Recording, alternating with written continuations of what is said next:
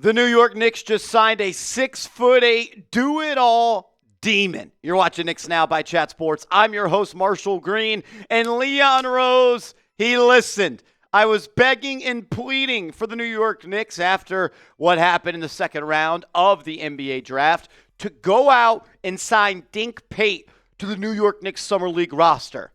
And Leon Rose, he listened. A 6'6" plus without shoes, 200-pound prospect who is still just 19 years old. I'm a big fan of Dink Pate, and there's a lot of reasons to be a fan of his game. In shoes, he's almost 6'8". He handles the ball like a guard. He's got a really good feel for the game. He can play make. He can run the lane. He's an underrated athlete. Go watch his highlights. He is not afraid to rise up and try to throw it down. Multiple windmill dunks in transition. Like, you watch this guy's highlight tape and you ask the question, why did he go undrafted? And I think there's a couple of different reasons for that. He did leave high school a year early after his junior season. He left high school early, where he was a five-star prospect, and he was going to be one of the recruits that a lot of people and a lot of coaches and schools were trying to recruit. But he said, you know what? I'm going to try to get to the NBA. So he went and signed a 2-year deal with the G League Ignite at just 17 years old. And there's a reason the G League Ignite has dissolved. It didn't go all that well. Not from an off-the-court thing. Pate just didn't, I would say, have the success that he thought he would have had. And he wasn't put in a spot to raise his game to the next level. There was talks about he tried to enter the 2024 draft, and he was going to be a first-round prospect. There was talks a couple of months ago that he could be a first-round prospect in this draft. He played last year with the Mexico City Capitanes. I think that's how you say it. But this is a guy who left high school early at 17 years old as a five-star prospect, and he is now the youngest player in the USA to be a professional player. The Daily Loud saying the 17-year-old Dink Pate, a five-star recruit in 2024, has signed a 2-year deal with the G League Ignite. The high school grad becomes the youngest known American professional basketball player in history. And there's a lot to like about this guy's game. And Juan Toscano Anderson, his teammate for Mexico City, who played in the NBA with the Warriors, pretty sure he's an NBA champion. He sees the potential that Pate has to offer. JTA saying this, I don't think it's a secret, so you're not going to think I'm gassing him or anything, but he's on the trajectory of being a superstar. You look at him and he's so talented. He's so mature. He's smart. But then you look at him and you say, wow, he hasn't figured anything out yet. I imagine where he's going to go, and I sit and reflect every day. I hope that I can help him while I'm here get to where he's trying to go, because, that would make me happy just to see him live out his dream. And I truly believe that he is a superstar in the making.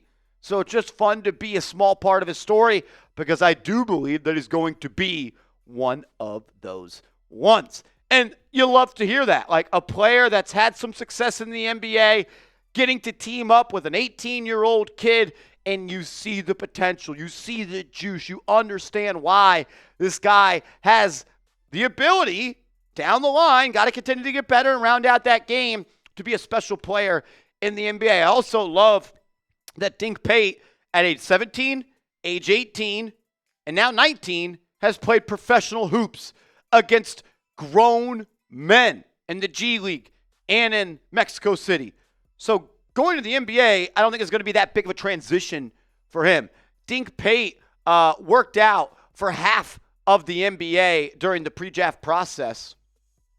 And he said this, quote, I'm always team first. I'm a big guard. I'm a willing passer. And I love to play the game. I want to go to an organization that can build me and mold me. And that's what this guy needs. He needs a thorough, thought-out plan of how he can continue to get better. They don't make people like this in the NBA. He's like a demigod. 6'8". He can put the ball on the deck.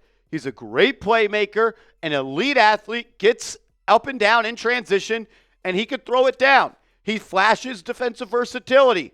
but he has to grow as a shooter. And we'll dive more into the scouting report, but I'm super hype about this, man. A couple of days ago, I included him in my dream draft targets for the New York Knicks to select with the 50th overall pick in the second round. And yes, I am biased. I've known Dink since 2021 when he was a freshman in high school in Dallas, Texas. I covered high school basketball in Dallas before getting the job here at Chat Sports, and I got to cover one of his games. And I remember walking into the gym, and I saw someone I knew that worked for another publication. I was like, yo, who's that guy? He's like, yeah, he's going to be in the NBA. He's a 5-star prospect. And he stuck out like a sore thumb, 6'6" guard. And he was like, oh, yeah, and he's a freshman.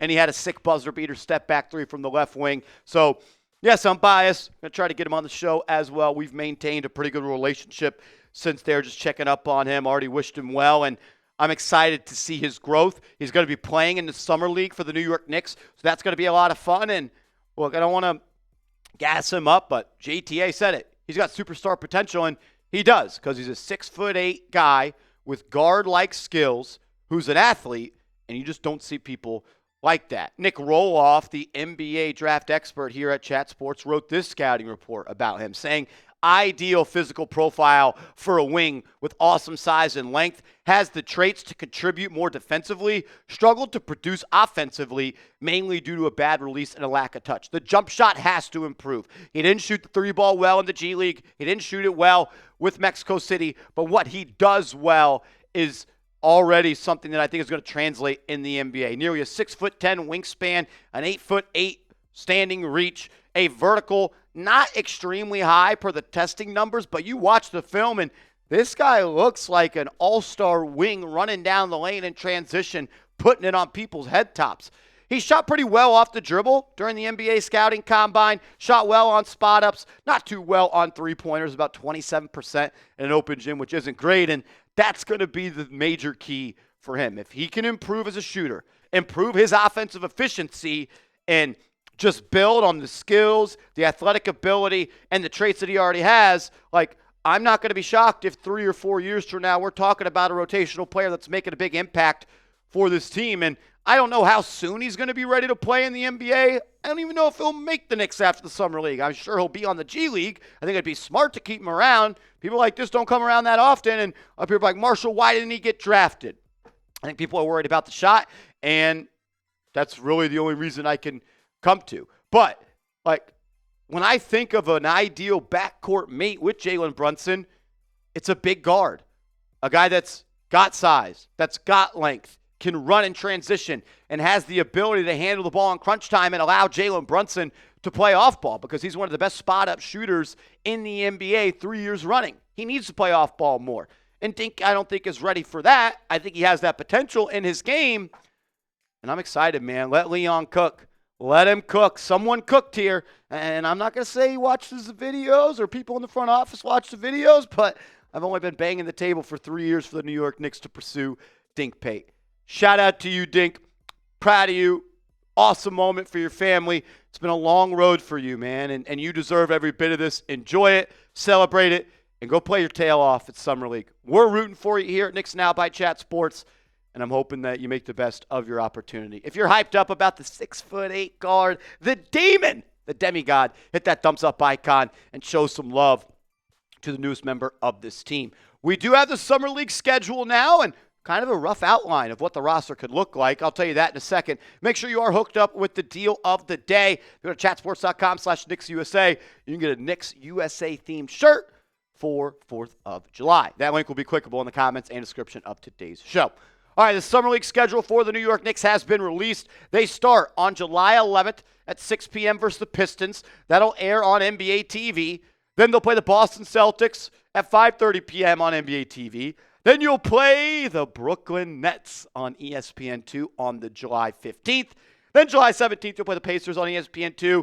And then Game 5 is TBD based off how other prior games go with the Knicks and others. And I'm excited about this Summer League roster. Nothing official yet, but I think this is what maybe the top 10 guys could look like. I expect Dottier to play, as I do with Kolek, Huckporty, and McCullough. The 4 players the Knicks selected in the 2024 draft, I expect them all to be out there. Dink Pate is going to be out there. Mohamed Diawara is going to be out there. James Najee is going to be out there. And Bawale Bales, I believe is how you say it, he has already committed there. I want to see Johnny Davis as well and Marjon Beauchamp, two guys that were on the Knicks and spent time with the Summer League, not yet, the G League team last year, both of those being former first-round picks. Like, let's see if the Knicks can squeeze any of the juice that those guys had when they were first-round picks. Like, Knicks low-key have a squad, man. You're going to run a starting lineup of McCullough, Dottier, Kolek, Huck Porty,